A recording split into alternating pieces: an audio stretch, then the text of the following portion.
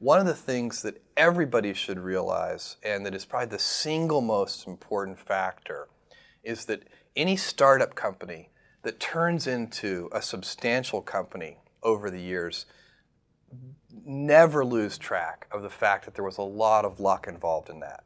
So, there are a lot of entrepreneurs. There are a lot of people who are very smart, very hardworking.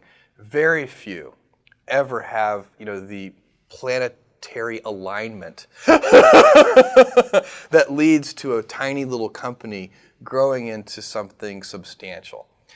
So that requires not only a lot of planning, a lot of hard work, a big team of people who are all dedicated, but it also requires that not only the planets align, but that you get a few galaxies in there aligning too.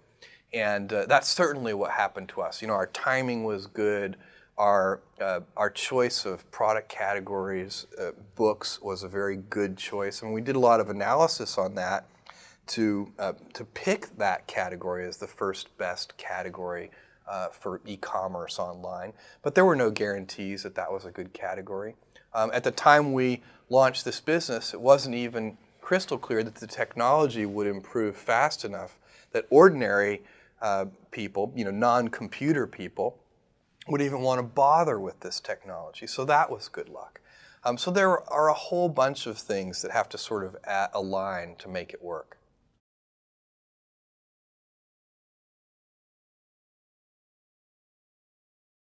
I went to my boss and said to him, I'm going to go do this crazy thing, and I'm going to start this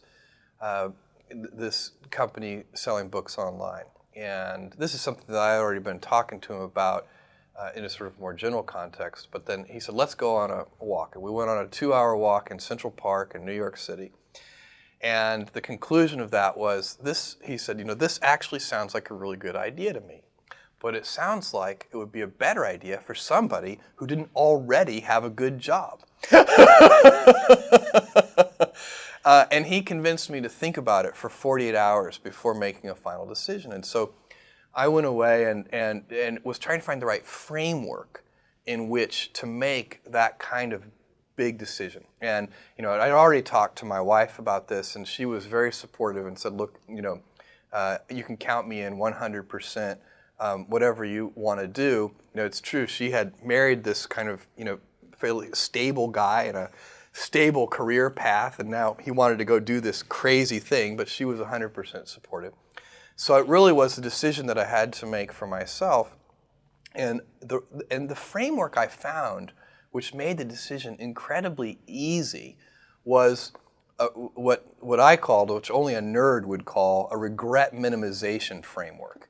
So I wanted to project myself forward to age 80 and say, okay, now I'm looking back on my life. I want to have minimized the number of regrets I have. And I knew that when I was 80, I was not going to regret having tried this. I was not going to regret having wanted, trying to participate in this thing called the internet that I thought was going to be a really big deal. I knew that if I failed, I wouldn't regret that. But I knew the one thing I might regret is not ever having tried. And I knew that that would haunt me every day. And so when I thought about it that way, it was an incredibly easy decision. And I think that's a very good, it's if you can project yourself out to age 80 and sort of think, what will I think at that time? It gets you away from some of the daily pieces of confusion. I left this Wall Street firm in the middle of the year. When you do that, you walk away from your annual bonus. And that's the kind of thing that in the short term can confuse you. But if you think about the long term, then you can really make good life decisions that you won't regret later. Most regrets, by the way, are acts of omission and not commission. I think most people when they're 80 years old, you can do bad things. You can go murder somebody, and that would be bad, and that would be an act of commission that you would regret. But most, everyday, ordinary non-murderers, their big regrets are omissions.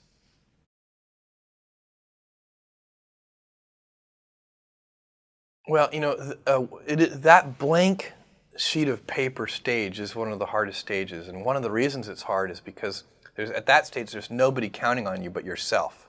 one of the things that is very motivating, I mean, today it's easy because we've got, millions of customers counting on us, and thousands of investors counting on us, and then thousands of employees all counting on each other. But in that beginning stage, it's really just you. And you can quit any time. Nobody's going to care. And so you set about doing the simple things first. So you want to start a company. Well, the first thing you do is you should write a business plan. And so I did that. I wrote about a 30-page business plan. I wrote a first draft. In fact, I wrote the first draft on the car trip from the East Coast to the West Coast. And that was that is very helpful. Now, the business plan won't survive its first encounters with reality. It will always be different. The reality will never be the plan. But the discipline of writing the plan forces you to think through some of the issues and to get sort of mentally comfortable in the space. I mean, then you start to understand, if you push on this knob, this will move over here, and so on. And so that's the first step. Tried to get a lot of the little housekeeping details done even before we arrived in Seattle. Called an attorney, actually. I called a friend who lived in Seattle, asked could he recommend an attorney. He said yes, he recommended his divorce lawyer. But that's who we used. It was a general practitioner and a small guy, a sort of small sole practitioner. He incorporated the company. He asked me on the cell phone, what name would you like the company incorporated under? I said, Cadabra, as in abracadabra. And he said, cadaver? And I knew then that was not going to be a good name. So we went ahead and incorporated it under that name. We changed it about 3 months later. I stopped in San Francisco and interviewed vice presidents of engineering because that was going to be an important long lead time item. We needed to build the technology that would run the store. And found the person who turned out to be the most important person ever in the history of Amazon.com on that trip, a guy named Shel Kappan, who built all of our early systems with help from others, but he really sort of architected them and engineered them and just did a fantastic job. So that, so the initial hiring, writing the business plan, the initial hiring, getting the company incorporated, all these are, they're very, in a way, they're sort of, simple, almost pedestrian tasks, but that's how you start, one step at a time. The first sort of initial startup capital for Amazon.com came primarily from my parents, and they invested a large fraction of their life savings in what became Amazon.com. And, that is was a very bold and trusting thing for them to do because they didn't, my dad's first question was, what's the internet? Okay, so he wasn't making a bet on this company or this concept. He was making a bet on his son, as was my mother. So, and I told them that I thought there was a 70% chance that they would lose their whole investment, which was a few $100,000. And they did it anyway, and I thought I was giving myself triple the normal odds because there's really if you look at the odds of a startup company succeeding at all, it's only about 10%. Here I was giving myself a 30% chance. Startup companies need early planetary alignment because there are so many things that can go wrong. And when we launched that store in July of 1995, we were shocked at the customer response. Literally in the first 30 days, we had orders from all 50 states and 45 different countries. And we were woefully unprepared from an operational point of view to handle that kind of volume. And in fact, we quickly expanded. We talked to our landlord and we expanded into a 2,000 square foot basement warehouse space that had 6-foot ceilings. One of our 10 employees was 6'2". He went around like this the whole time, and we were doing our day jobs, which might have been computer programming and all the different things that 10 people will do in a little tiny startup company, and then we would spend all afternoon and into the wee hours of the morning packing up the orders and shipping them out I would drive these things to UPS, and so we'd get the last one, and we'd wait to the last second. I'd get to UPS, and I'd sort of bang on the glass door that was closed, and they always would take pity on me and sort of open up and let us, ship things late. We had so many orders that we weren't ready for that we had no real organization in our distribution centers at all. In fact, we were packing on our hands and knees on a hard concrete floor, and I remember, just to show you how stupid I can be, my only defense is that it was late, but we were packing these things, everybody in the company, and I had this brainstorm, and as I said to the person next to me, this packing is killing me. My back hurts. This is killing my knees on this hard cement floor. And the person said, yeah, I know what you mean. And I said, you know what we need? This is my brilliant insight. We need knee pads. I was very serious. And this person looked at me like I was the stupidest person they'd ever seen. They're like, I'm working for this person. This is great. And said, what we need is packing tables. And I looked at this person, and I thought that was the smartest idea I'd ever heard. The next day we got packing tables, and I think we doubled our productivity. That early stage, by the way, of Amazon.com, where we were so unprepared, is probably one of the luckiest things that ever happened to us, because it formed a culture of customer service in every department of the company, every single person in the company, because we had to work with our hands so close to the customers, making sure those orders went out, really set up a culture that served us well. And that is our goal, to be Earth's most customer-centric company.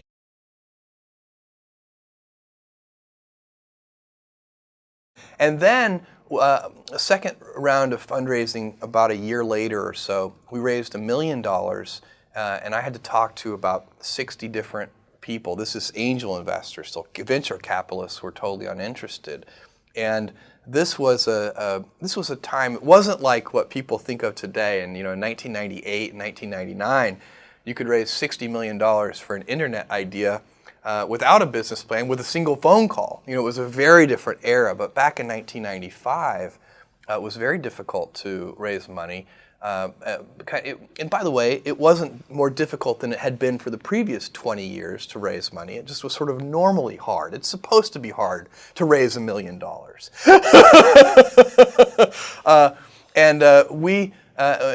So with a lot of hard work, we raised that $1 million from about 20 different angel investors who invested about $50,000 each. And that was the original money that really funded Amazon.com.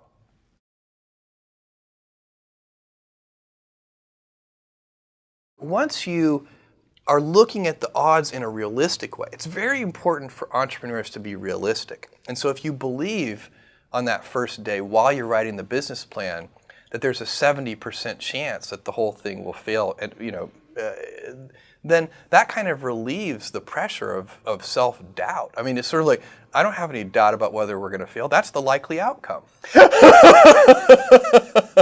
And it just is. And to pretend that it's not will lead you to do strange and unnatural things. So and what you do with those early investment dollars, so if you have $300,000 and then you have $1 million, what you do with those early precious capital resources is you go about systematically trying to eliminate risk. So you pick whatever you think the biggest problems are, and you try to eliminate them one at a time. And that's how small companies get a little bit bigger, and then a little bit bigger, and a little bit bigger, until finally, at a certain stage, you reach a transition where the company has more control over its future destiny. When a company is very tiny, it needs a tremendous amount of not only hard work, but as we talked about earlier, luck. As a company gets bigger, it starts to become a little more stable, where if at a certain point in time, the company has a much bigger influence over its future outcome, it needs a lot less luck, and instead it needs the hard work. And at that point, there's a little bit more pressure, because then if you fail, you have nobody to blame but yourself.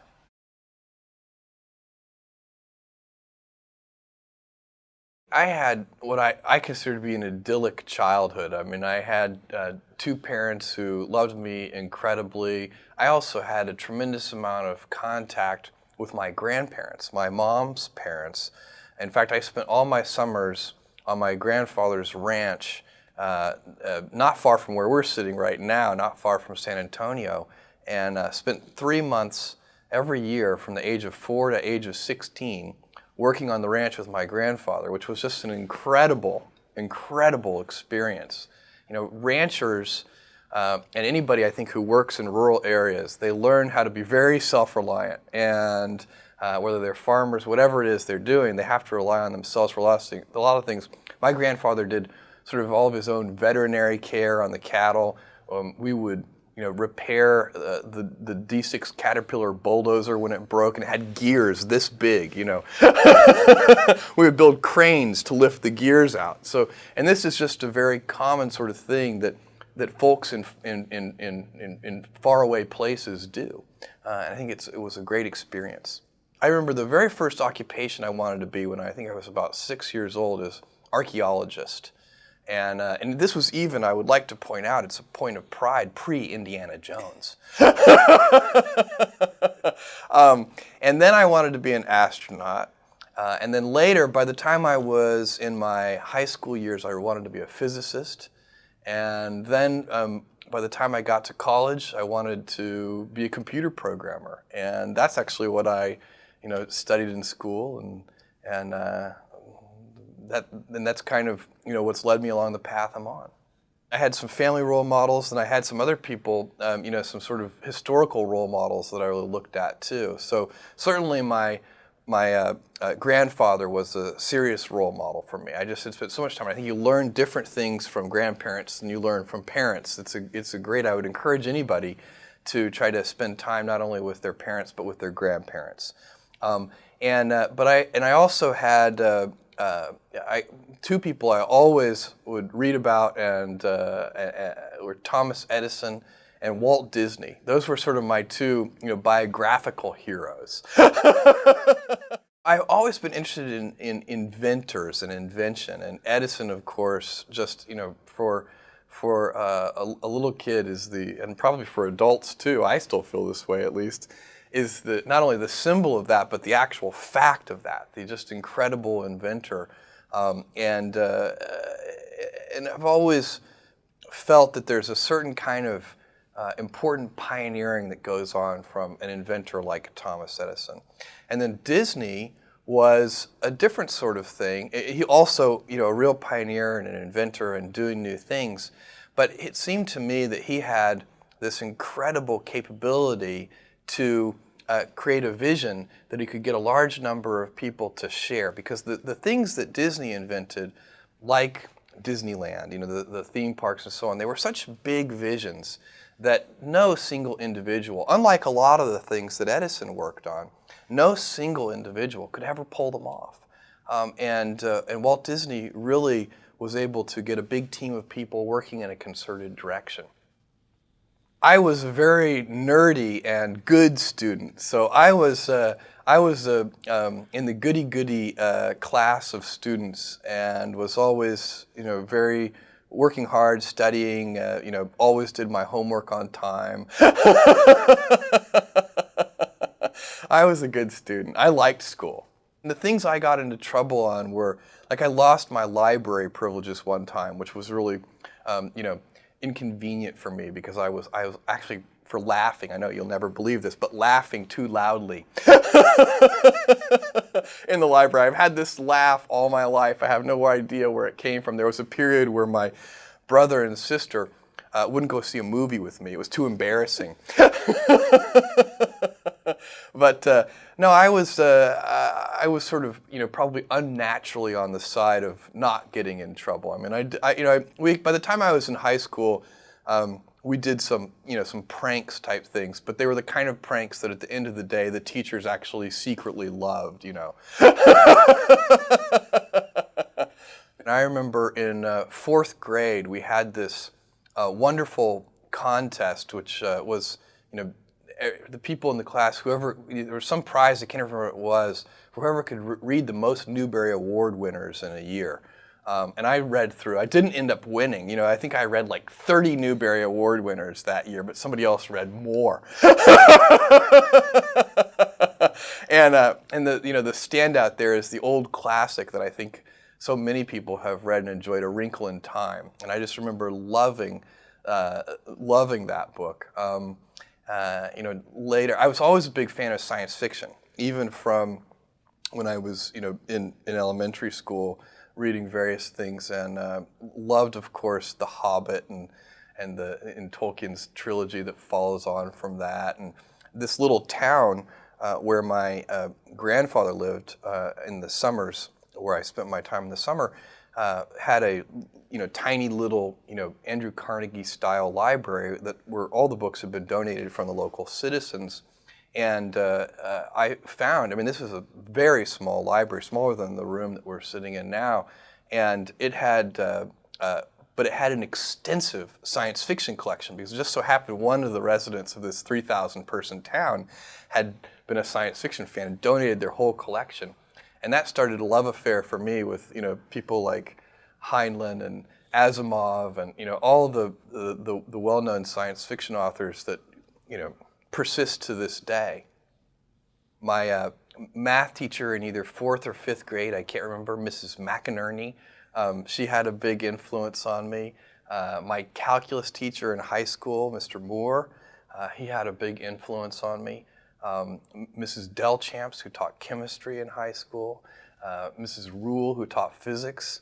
I really, I have been blessed with, conscientious, hardworking, super smart teachers. And I don't know, because, I only got to go through school once, so I don't know if, I have a feeling I was lucky. I know there are a lot of hardworking teachers out there, but I seem to have had more than my fair share. I always wanted to please. It was one of the things, and I think one of the things that these teachers who are really, really good do is they recognize that their students, they create that environment where you can be very satisfied by the process of learning that's going on. So it's like anything. If you do something and you find it to be a very satisfying experience, then you want to do more of it. And so the great teachers somehow convey in their very attitude and their words and their actions and everything they do that this is an important thing you're learning. And by doing that, you end up wanting to do more of it and more of it and more of it. And I think that's a real talent that some people have to kind of convey the importance of that and to reflect it back to the students. I was very difficult to punish for my parents, because they would send me to my room, and I was always happy to go to my room because I would just read. So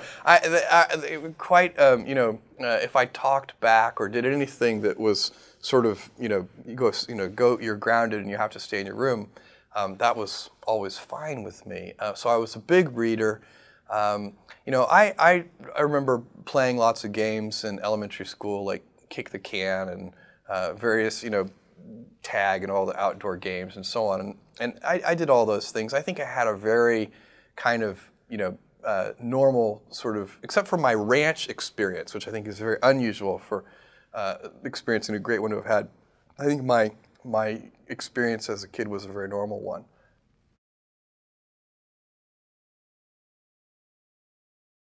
I was 5 and 6 years older than them. So, now that I'm 37 years old, it's like we're of the same generation. When I was 15 and they were 10 and 9, I had no time for them whatsoever. It was they were always like the pesky younger siblings that I was trying to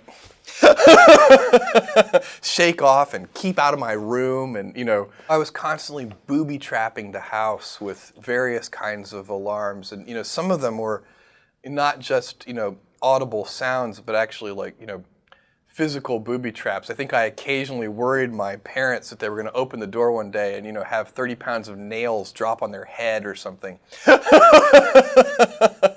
I was always, our garage was basically, science fair central. And my mom is a saint because she would drive me to Radio Shack, multiple times a day, to the point where she would finally say, okay, look, will you please get your parts list straight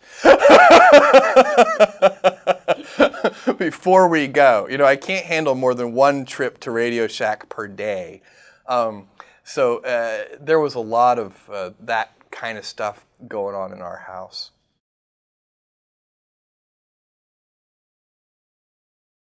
I went to Princeton primarily because I wanted to study physics. And it's such a fantastic place to study physics, and things went fairly well until I got to quantum mechanics, and there were about 30 people in the class by that point, and it was so hard for me. And I just remember there was a point in this where I realized, I'm never going to be a great physicist. There were 3 or 4 people in the class whose brains were so clearly wired differently to process these highly abstract concepts in, so much more. I mean, I was doing well in terms of the grades I was getting, but for me, it was laborious, hard work. And for some of these truly gifted folks, it was awe-inspiring for me to watch them, because in a very easy, almost casual way, they could absorb concepts and solve problems that I would, work 12 hours on. And it was a wonderful thing to behold. At the same time, I had been studying computer science and was really finding that was something where I was drawn to that more and more. And that turned out to be a great thing. So I found one of the great things Princeton taught me is that I'm not smart enough to be a physicist. I was very, very lucky because in 4th grade, which for me would have been, it would have been about 1974, I had access to a mainframe computer. There were no personal computers in 1974, and there was a company in Houston that had loaned excess mainframe computer time to this little elementary school. And we had a teletype that was connected by an old acoustic modem. You literally dialed a regular phone and picked up the handset and put it in this little cradle. And none of the teachers knew how to operate this computer. Nobody did, but there was a stack of manuals, and me and a couple of other kids stayed after class and learned how to program this thing. And that worked well for maybe about a week. And then we learned that the mainframe programmers in some central location somewhere in Houston had already programmed this computer to play Star Trek. And from that day forward, all we did was play Star Trek. And that's actually something I should have mentioned, but I used a large portion of my elementary school free time hours not only watching Star Trek, the original, of course, but also playing Star Trek. And everybody wanted to be, all of my friends, we all wanted to be Spock. And if you couldn't be Spock, then you would be Captain Kirk. And if you couldn't be Captain Kirk, then it started to separate. People wanted to be different. Some people wanted to be Bones. I never wanted to be Bones. I would take as my third choice. If I couldn't get Spock or Kirk, I would take the computer. You say, somebody would ask, the computer was fun to play because people would ask you questions and they say computer and you'd say working. I think it's always hard to know why you're drawn to a particular thing. I think part of it is if you have a facility with that thing, then of course it's satisfying to do it, and so in a way that's self-reinforcing.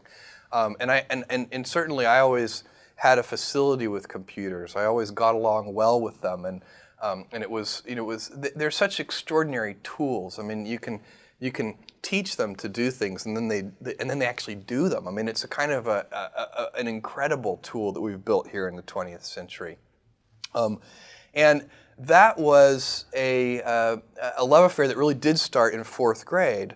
And then by the time I got to high school, I think when I was in 11th grade, I got an Apple II Plus, and continued fooling around with computers. And then by the time I got to Princeton, I was taking all the computer classes, and actually not just learning how to hack, but learning about algorithms and some of the mathematics behind computer science. And it's fascinating. I mean, it's really a very involving and fun subject.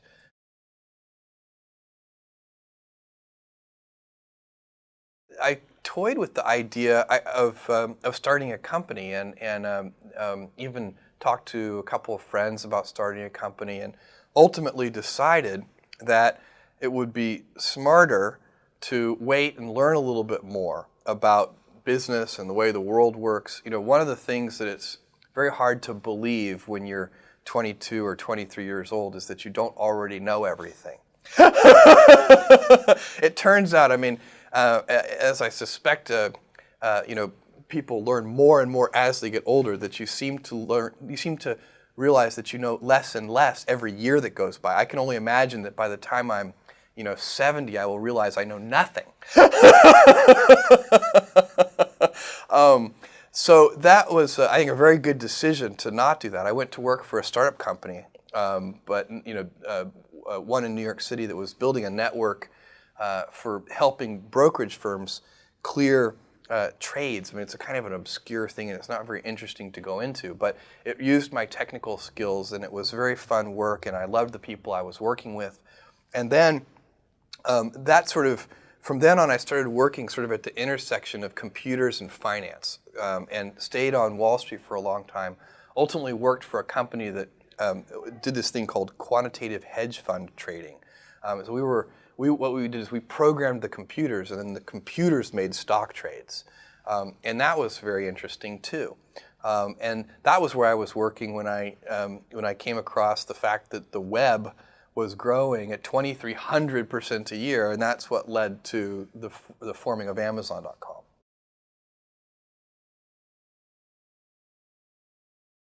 I think the internet in general, Amazon.com in particular, this is still chapter one. So you're sort of asking me about my story, and it's still sort of the very beginning. Which I think is, it is interesting, because there's still a lot of this to be built, a lot of technology to build, a lot of innovations for customers to be built, and also the financial side of the story is still playing itself out in real time. But there's a lot of visibility on the internet, and there has been for the last couple of years. The first 4 years of the company, we sort of worked in relative obscurity, and it was we always had lots of supporters, and we always had lots of skeptics. And that's still the same today. It's just that the level of visibility is so much higher. So if you look at the 6 years that we've been doing business so far, exactly one of those 6 years, we were not the underdog, and that was 1999. And that was the weird year for us. Now it's much more normal. It's more what we're used to. At this point in time, we haven't built a lasting company yet. We still have a tremendous amount of hard work ahead of us. But we have all of the assets in place now. We have eliminated the necessity for the luck that a startup company requires. And now, our future is in our own hands as a team and as a company. We have so many smart people. We have so many customers who treat us so well. And we have the right kind of culture that obsesses over the customer. If there's one reason we have done better than most of our peers in the internet space, over the last 6 years, it is because we have focused like a laser on customer experience, and that really does matter. I think in any business, it certainly matters online, where word of mouth is so very, very powerful. If you make a customer unhappy, they won't tell 5 friends, they'll tell 5,000 friends. So we are at a point now where we have all of the things we need to build an important and lasting company. And if we don't, it will be shame on us. I think in my particular case, I laugh a lot. Um, so it is, there are, I think stress, you can be, I think one of the things that's very important to note about stress is that stress primarily comes from not taking action over something that you can have some control over. So if I find that some particular thing is causing me to have stress, that's a warning flag for me. What it means is there's something that I haven't completely identified, perhaps in my conscious mind, that is bothering me, and I haven't yet taken any action on it. I find as soon as I identify it and make the first phone call or send off the first email message or whatever it is that we're going to do to start to address that situation, even if it's not solved, the mere fact that we're addressing it dramatically reduces any stress that might come from it. So stress comes from ignoring things that you shouldn't be ignoring, I think in large part. So stress doesn't come, people get stress wrong all the time, in my opinion. Stress doesn't come from hard work, for example. You can be working incredibly hard and loving it. And likewise, you can be out of work and incredibly stressed over that. So, and likewise, if you kind of use that as an analogy for what I was just talking about, if you're out of work, but you're going through, a disciplined approach of, a series of job interviews and so on and working to remedy that situation, you're going to be a lot less stressed than if you're just worrying about it and doing nothing.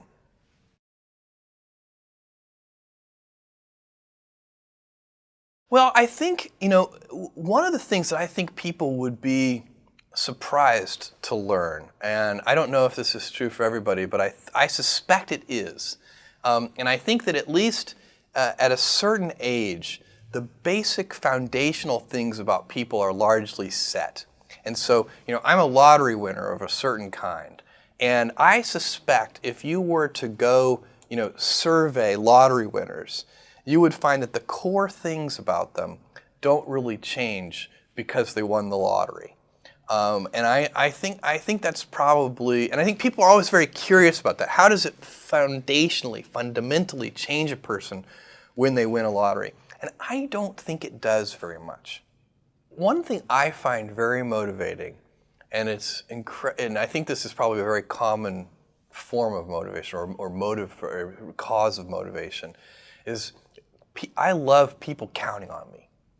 And so, today, it's so easy to be motivated because we have millions of customers counting on us at Amazon.com. We've got thousands of investors counting on us.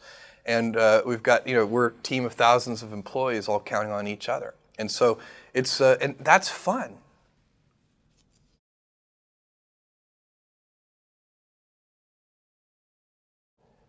Do something you're very passionate about.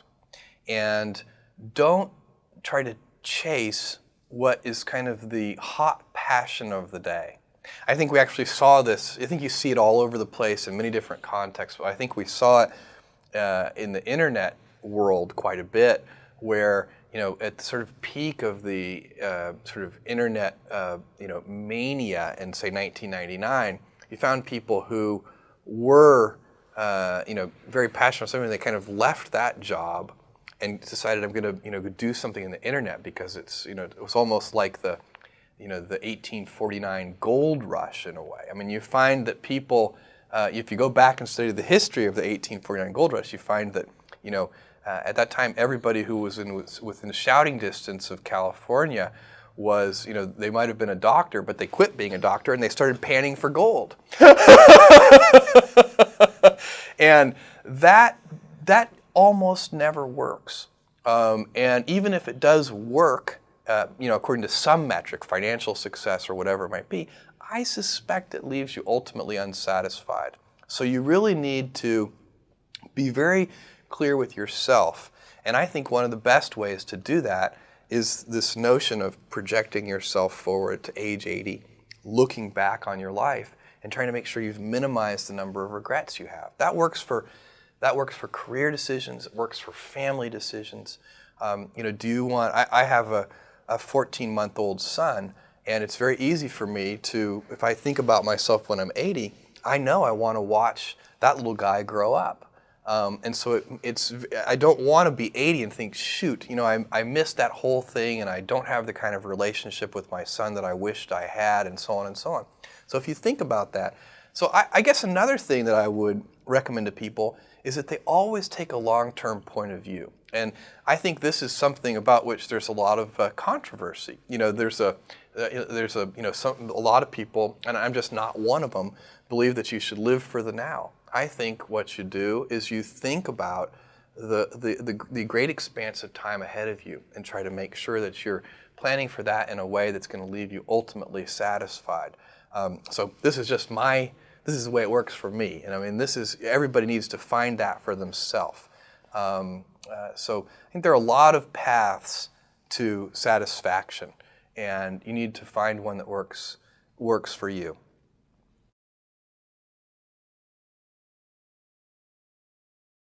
If you are a lottery winner, as I am, then one of the things that you get a chance to do at some point in your life is to be a philanthropist. And I didn't grow up hoping, boy, maybe I'll be a philanthropist one day. That wasn't ever on my list of, archaeologist, astronaut, those things I wanted to be. Physicist, I never. I think in large part because I never expected to have the means to be a philanthropist.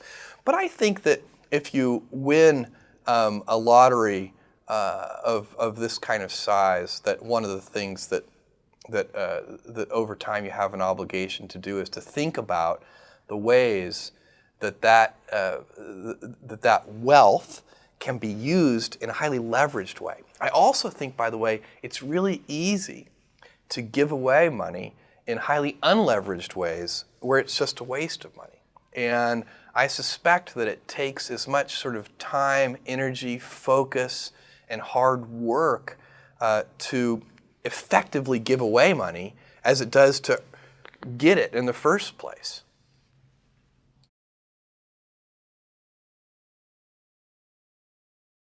I think one of the things that's most important to me is, one of the notions that the United States was founded on, and that is liberty. So it's a very difficult thing. I mean, there's lots of very interesting stuff to think about in this regard, and it just so happens that a free market economy, sort of a capitalist system, which has a lot of liberty mixed in with it, that we all get to decide, how we're going to go about making our own living and so on, that happens to also be a very effective way of deploying an economy, so that you get an economy which mostly makes sense. Things mysteriously, because of that invisible hand, tend to work out. I remember there was a time, I may have these statistics slightly wrong, that a few years ago there was a heat wave in the South that killed 3% of chickens. And I think egg prices doubled because there were 3% fewer chickens. So that means that the number of chickens is roughly right, even though there's nobody deciding how many chickens there should be. All right, so that is a very interesting fact, I think, that the free market economy, which by necessity involves a lot of liberty, just happens to work well in terms of allocating resources. But imagine a different world. Imagine a world where some incredibly artificially intelligent computer could actually do a better job than the invisible hand of allocating resources, and were to say, there shouldn't be this many chickens, there should be this many chickens, just a few more or a few less. Well, that might even lead to more aggregate wealth. So it might be a society that if you give up liberty, everybody could be a little wealthier. Now, the question that I would pose is, if that turned out to be the world, is that a good trade? Personally, I don't think so. Personally, I think it'd be a terrible trade. And I sometimes worry about that, because I think it's a coincidence that that liberty tends to do such a good job of sort of creating an economy that functions well.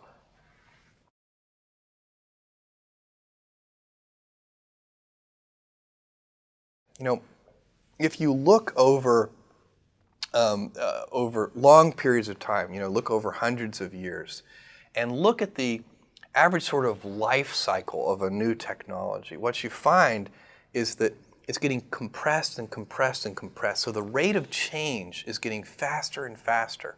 Every decade that goes by, there are sort of more important discoveries per unit time than there were in the previous decade. And a lot of these discoveries tend to have two uses. I mean, technologies tend to be agnostic with respect to whether they can be used for good or used for evil. And I think that over the next 50 years, we are going to face a lot of very tough decisions as a society in how we make sure that we are harnessing those technologies for good purposes.